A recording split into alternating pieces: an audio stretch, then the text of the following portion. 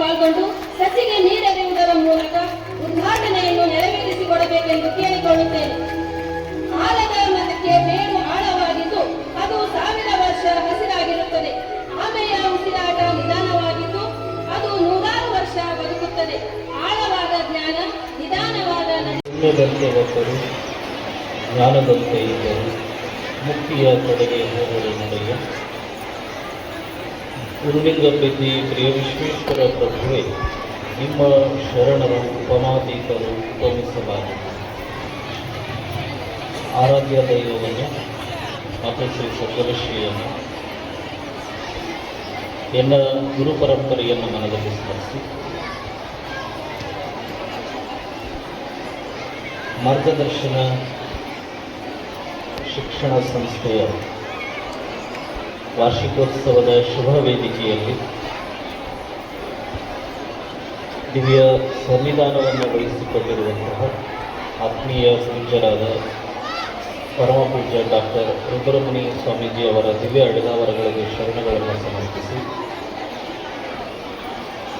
ಇಲ್ಲಿವರೆಗೆ ತಮ್ಮ ಅನುಭವದ ಮಾತುಗಳನ್ನು ವೇದಿಕೆ ಮುಖಾಂತರ ಹಂಚಿಕೊಂಡಿರುವಂತಹ ಹಿರಿಯ ಪ್ರಗತಿಪರ ರೈತರಾಗಿರುವಂತಹ ಹಾಗೆ ಮುಂದಿನ ದಿನಮಾನಗಳಲ್ಲಿ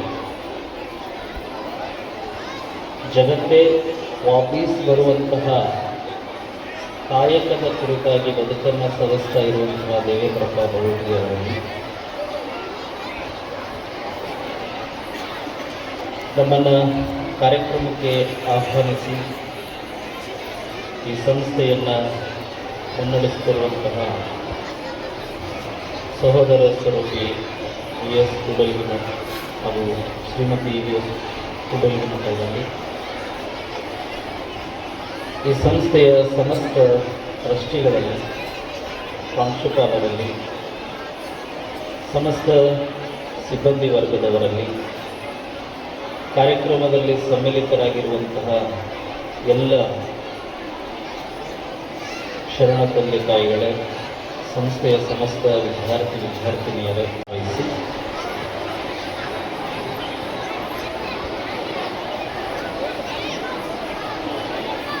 ಮನ್ಯಾಗ ದಿನ ಅನ್ನ ಮಾಡಬೇಕಲ್ಲ, ತಂಗ ಬಂದಿದೆ ಮಾಡೇ ಬಂದಿದೆ ಅನ್ನ ದಿನಾರ ಮಾಡ್ತಾರೆ. ಈ ಬೊಗಣ್ಯಾಗ ಅನ್ನ ಮಾಡೇವು ಹೋಗ್ಯಾವಿ, ಕುಕ್ಕರ್ನಾಗ ಅನ್ನ ಮಾಡ್ತಾರೆ.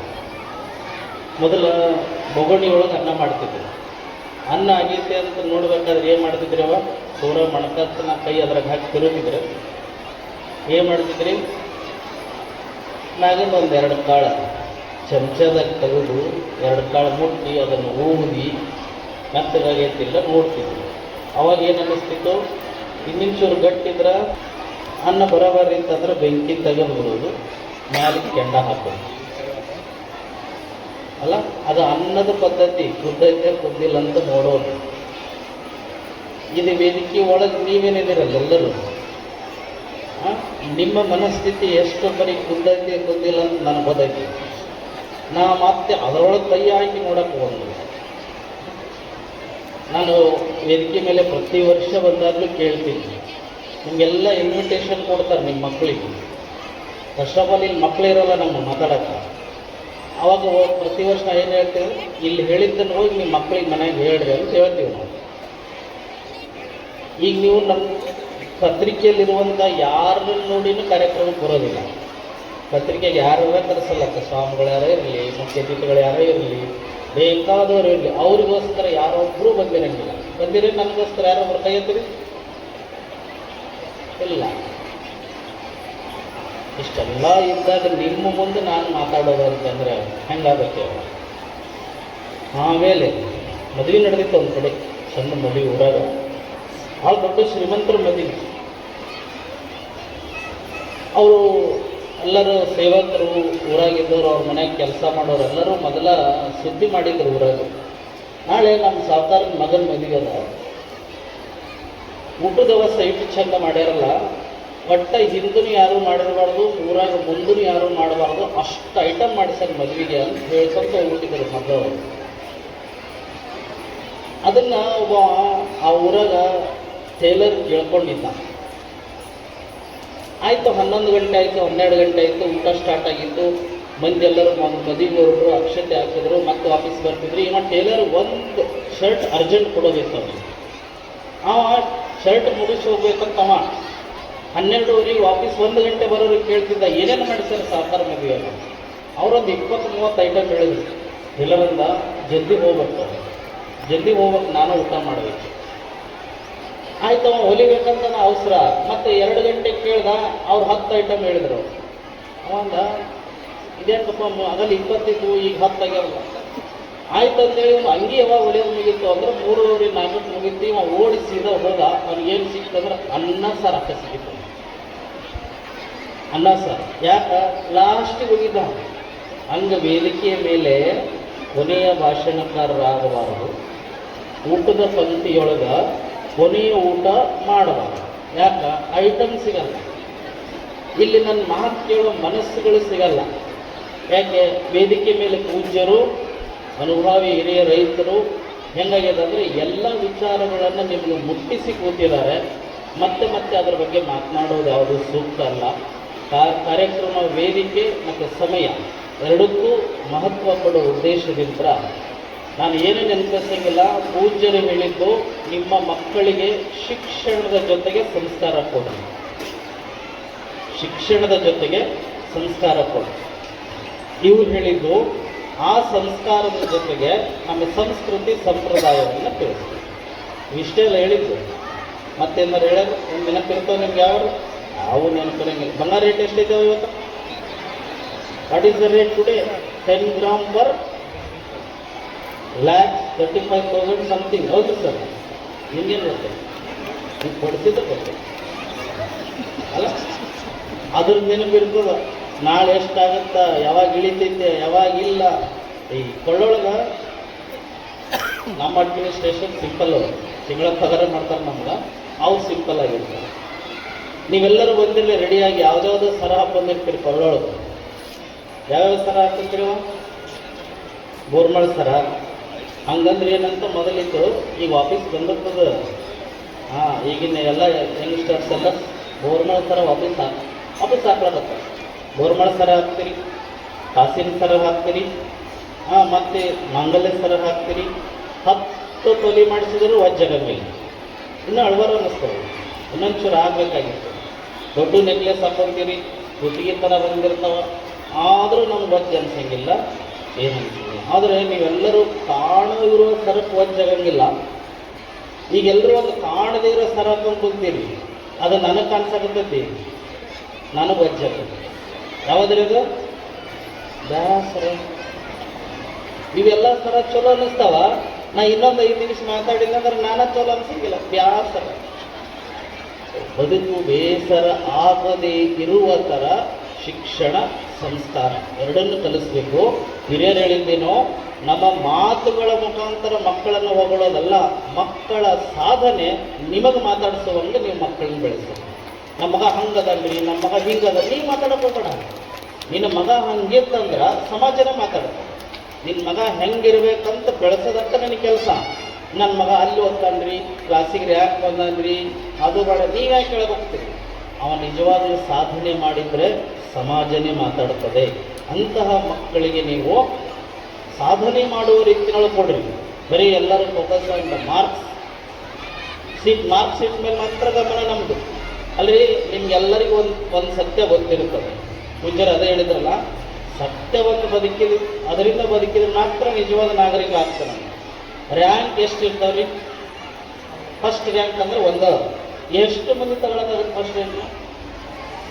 ಇಲ್ಲಿ ನಮ್ಮ ಕ್ಲಾಸ್ನಾಗ 100 ಜನ ವಿದ್ಯಾರ್ಥಿಗಳಿದ್ದಾರೆ. How many students get the first rank? Only 100ರೊಳಗೆ ಒಬ್ಬನ ಫಸ್ಟ್ ರ್ಯಾಂಕ್ ತೊಗೊಳಿಕ್ಕೆ ಸಾಧ್ಯ, 100ರೊಳಗೆ ಒಬ್ಬನ 2ನೇ ರ್ಯಾಂಕ್ ತೊಗೊಳಿಕ್ಕೆ ಸಾಧ್ಯ. ಅಷ್ಟು ಗೊತ್ತಿದ್ದನು ಮಕ್ಕಳಿಗೆ ಎಷ್ಟು ಪ್ರೆಸರ್ ಕೊಡ್ತೀರಿ, ಅವ್ರಿಗೂ ಕೊಡ್ತೀರಿ, ನೀವು ತೊಗೊಳ್ತೀರಿ. ನಮ್ಮ ಮಗ ಫಸ್ಟ್ ರ್ಯಾಂಕ್ ಬರಲಿಲ್ಲ, ಫಸ್ಟ್ ಮತ್ತು ಸೆಕೆಂಡ್ ಯಾವ ಬರಬೇಕು, ಥರ್ಡ್ ಯಾರು ಬರಬೇಕು? ಕೊಟ್ಟರು ಫಸ್ಟಿಗೆ ಹೋದ್ರೆ ಹಿಂದೆ ಯಾರು ಸೀಟ್? ಎಲ್ಲರೂ ಮುಂದಿನ ಸೀಟ್ನಾಗ ಕುಂತ್ರ, ಹಿಂದಿನ ಸೀಟ್ನಾಗ ಕುಂದ್ರವ್ರು ಯಾರು? ಬಸ್ ಮಾತ್ರ ಒಂದೇ, ಸೀಟ್ ಮಾತ್ರ ಒಳಗೆ ಇರ್ತಾವೆ. ನಾವು ಮೊದಲ ಸೀಟಿಗೆ ಗಮನ ಕೊಡ್ತೀವಿ ಹೊರತು ಅದರದ್ದೇ ಆದ ವ್ಯಾಲ್ಯೂ ಎಲ್ಲ ಕ್ಷೇತ್ರಗಳಿಗೂ ಇದೆ. ನಮ್ಮ ಮಕ್ಕಳನ್ನು ಒಂದೇ ಕ್ಷೇತ್ರಕ್ಕೆ ಸೀಮಿತ ಮಾಡಬೇಡ್ರಿ. ಅವ್ರು ಹೇಳಿದ್ರಲ್ಲ, ಕೃಷಿಗೂ ಸ್ವಲ್ಪ ಕೆಳಗೆ ಬಗ್ರಿ ಸರ್. ಕಲೆಗೂ ಪ್ರಾಧಾನ್ಯತೆ ಇದೆ, ಸಾಹಿತ್ಯಕ್ಕೆ ಪ್ರಾಧಾನ್ಯತೆ ಇದೆ, ಸಂಗೀತಕ್ಕೆ ಪ್ರಾಧಾನ್ಯತೆ ಇದೆ, ಎಲ್ಲ ಕ್ಷೇತ್ರಗಳಲ್ಲಿ ಪ್ರಾಧಾನ್ಯತೆ ಇದೆ. ಯಾರಿಗೆ? ಸಾಧನೆ ಮಾಡಿದವರು. ಆ ನಿಟ್ಟಿನೊಳಗಡೆ ತಮ್ಮ ಮಕ್ಕಳನ್ನು ಯಾವುದೇ ಕ್ಷೇತ್ರದಲ್ಲಾಗಲಿ ಸಾಧನೆ ಮಾಡುವ ಮನಸ್ಥಿತಿಯೊಳಗೆ ಬೆಳೆಸ್ರಿ. ಅದರೊಳಗೆ ಸಂಸ್ಕಾರ ಇರಲಿ. ಆ ಸಂಸ್ಕಾರ ಇದ್ದರೆ ಮಾತ್ರ ಮಕ್ಕಳು ತುಂಬ ಚೆನ್ನಾಗಿ ಬೆಳೀಲಿಕ್ಕೆ ಸಾಧ್ಯ.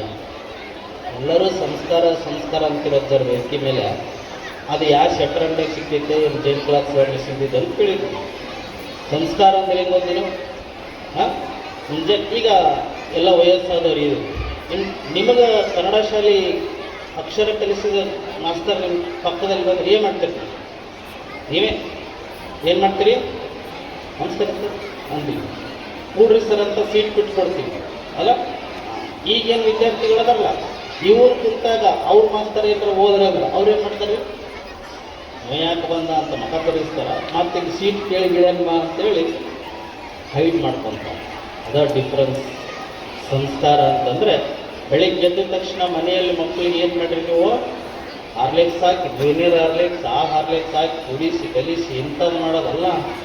ಎದ್ದ ತಕ್ಷಣ ಮೊದಲು ತಲೆ ಬಗ್ಗಿಸ್ರಿ. ಅವರು ನಿಮ್ಮ ಪಾದಗಳಿಗೆ ಅವ್ರಿಗೆ ನಮಸ್ಕಾರ ಮಾಡೋದು ಕಲಿಸ್ರಿ. ಅದು ಸಂಸ್ಕಾರ. ನಿಮ್ಗಿಂತ ಹಿರಿಯವ್ರ ಮನೆಯಾಗಿದ್ದರೆ ನೀವು ಮಾಡಿರಿ, ಅದನ್ನು ನೋಡಿ ಅವ್ರು ಕಲಿತವ್ರು. ನೀವು ಅತ್ತಿ ಮಾವು ಮಾಡೋಂಗಿಲ್ಲ, ನೀವು ತಂದೆ ತಾಯಿಗೆ ಮಾಡೋಂಗಿಲ್ಲ, ನಿಮ್ಮ ಮಕ್ಕಳು ನಿಮಗೆ ಮಾಡೋಂಗಿಲ್ಲ. ಅಲ್ಲಿಂದ ಪ್ರಾರಂಭ ಆಗಬೇಕು. ಅದಕ್ಕೆ ಅವ್ರು ಹೇಳಿದ್ರಲ್ಲ, ತಾಯಿ ಮಾತೃ ದೇವೋಭವ. ಯಾವಾಗ? ತಾಯಿ ತಾನೇ ಮೊದಲ ಗುರು, ಮನೆಯ ಮೊದಲ ಪಾಠಶಾಲೆ. ಅಲ್ಲಿ ಎಡವ್ಯದ, ಮನೆ ಪಾಠಶಾಲೆ ಬಂದಾಗ್ಯದ, ತಾಯಿ ಟೀಚರ್ ಆಗ್ತಾ ಇಲ್ಲ. ಹಾಗಾಗಿ ಎಲ್ಲರೂ ಸಮಾಜದೊಳಗೆ ನೋಡದೇ ಇರೋದೆಲ್ಲ ನೋಡುವಂಗಾಗಿ ಮೊದಲು ಎಲ್ಲಿ ಸರಿಯಾಗಬೇಕಂದ್ರೆ ಮನೆ ಸರಿಯಾಗಬೇಕು, ಆಮೇಲೆ ಸಮಾಜ ತನ್ನಿಂದ ತಾನೇ ಸರಿಯಾಗ್ತದೆ. ಮೊದಲಿರುವಂಥ ಸಂಸ್ಕಾರ ನಿಮ್ಮ ಮನೆಗಳಿಗೆ, ನಿಮ್ಮ ಮನಸ್ಸುಗಳಿಗೆ, ನಂತರ ನಿಮ್ಮ ಮಕ್ಕಳಿಗೆ ನೀವು ಪೂರೈಸೋದಾದರೆ ಅಲ್ಲಿ ನಿಜವಾಗಿರುವಂಥ ಶಿಕ್ಷಣ ಮತ್ತು ಜ್ಞಾನ ಎಲ್ಲವೂ ಬೆಳಗಲಿಕ್ಕೆ ಸಾಧ್ಯ ಆಗ್ತದೆ. ಅಂತಹ ಒಂದು ಜ್ಞಾನದ ದೀಪವನ್ನು ಇವತ್ತು ಮಾರ್ಗದರ್ಶನ ಶಿಕ್ಷಣ ಸಂಸ್ಥೆ ಈ ಭಾಗದೊಳಗೆ ಬೆಳಗಿಸಲಿಕ್ಕೆ ನಿರಂತರ ಪ್ರಯತ್ನದ ಹಾದಿಯಲ್ಲಿದೆ. ಅದರ ವೇದಿಕೆ ಮೇಲೆ ಎಲ್ಲರೂ ಕೂಡ ಕೂಡ್ಲಿಗಿಮಠ ದಂಪತಿಗಳನ್ನು, ಅವರ ಟ್ರಸ್ಟಿಗಳನ್ನು, ಅವರ ಕೆಲಸ ಕಾರ್ಯಗಳನ್ನು ಹೊಗಳಿದ್ದಾರೆ. ಅದು ಹೊಗಳಿಕೆ ಅಂತಲ್ಲ, ಮನಸ್ಸಿಗೆ ಆದಿರುವಂಥ ಅನಿಸಿಕೆ. ಆ ಅನಿಸಿಕೆ ನಮ್ಮದಲ್ಲ. ಇಷ್ಟು ಜನ ಬಂದಿರೋದ ಮೇಲೆ ನಮ್ಮ ಕರೆದರ ಬಂದೀವಿ, ನಾವು ಹೊಗಳ್ತೀವಿ. ನೀವು ಯಾಕೆ ಬಂದಿರಿ ಅಲ್ವಾ? ಏನೋ ಒಂದು ಇದೆ ಅಂತ ನಮ್ಮ ಸಂಸ್ಥೆಯೊಳಗೆ ನೀವು ಅಡ್ಮಿಷನ್ ಮಾಡಿದ್ದೀವಿ. ಆ ನಿಟ್ಟಿನೊಳಗಡೆ ಈ ಸಂಸ್ಥೆ ಉತ್ತರೋತ್ತರವಾಗಿ ಬೆಳೀಲಿ, ಇನ್ನಷ್ಟು ಮಗದಷ್ಟು ಇಲ್ಲಿ ಒಳ್ಳೆಯ ಶಿಕ್ಷಣದ ಈ ನಾಡಿನೊಳಗೆ ಪಸರಿಸುವಲ್ಲಿ ನಮ್ಮ ಸಂಸ್ಥೆಯ ಕೈವಾಡ ಶ್ರಮ ಜಾಸ್ತಿ ಇರಲಿ. ಅದಕ್ಕೆ ಭಗವಂತನ ಆಶೀರ್ವಾದ ಇರಲಿ ಅಂತ ಈಗ ವೇದಿಕೆ ಮುಖಾಂತರ ನಾವು ಕೂಡ ಹರಿಸುವಂಥವ್ರಾಗ್ತೀವಿ. ತಮ್ಮೆಲ್ಲರಿಗೂ ಕೂಡ ಭಗವಂತ ಒಳ್ಳೇದು ಮಾಡಲಿ ಅಂತ ಹರಿಸಿ ಈಗ ನಾನು ಮಾತಾಡ್ತೀನಿ.